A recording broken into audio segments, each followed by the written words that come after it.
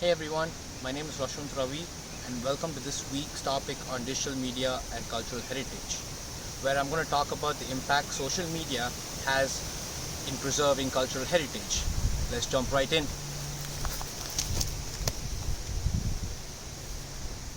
The appropriate usage of digital tools helps to communicate the past to the present generation.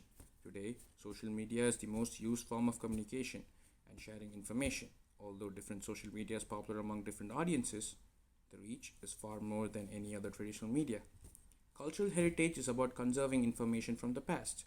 Recent years, the cultural institutions have taken to social media to connect to the world.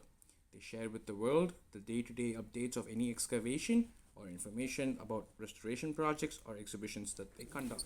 Cultural heritage may be defined as the ways of living which is developed by a group of people and is passed on from generation to generation.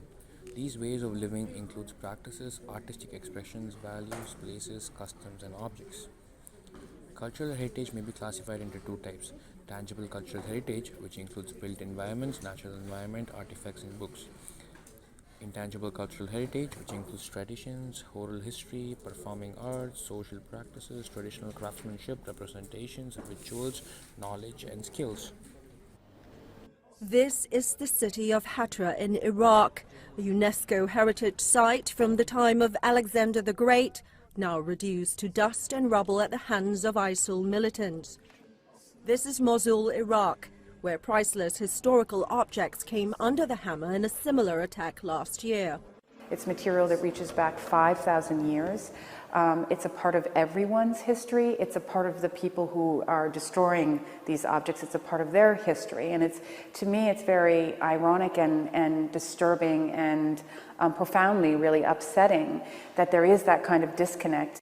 New York art critic Raghav Vatanian says the destruction of heritage sites is a calculated form of ethnic cleansing by ISIL. So we're talking about Kurdish history, we're talking about Yazidi history, Assyrian history, and they're really trying to pull out the roots of these civilizations to the land so that they don't return. A study shows that Facebook is the most preferred channel for the cultural institutions to connect, followed by Twitter and Instagram.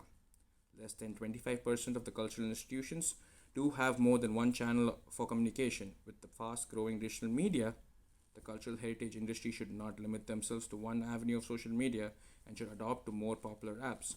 This will help them to reach people across all ages and demographics.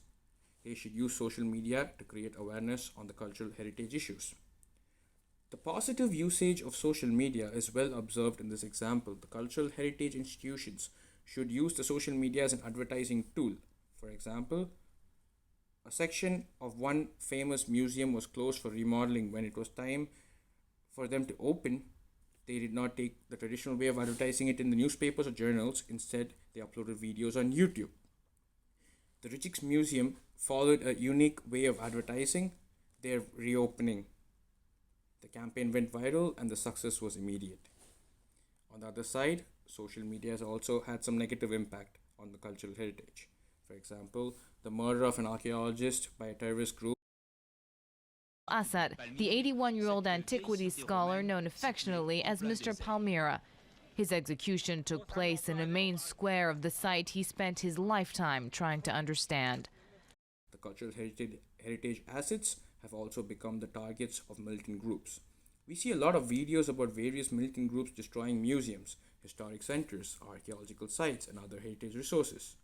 The United Nations Education, Scientific and Cultural Organization, UNESCO, has declared some of the World Heritage Sites as in danger list. They have joined hands with other non-profitable organizations to take action against the destruction of these heritage sites.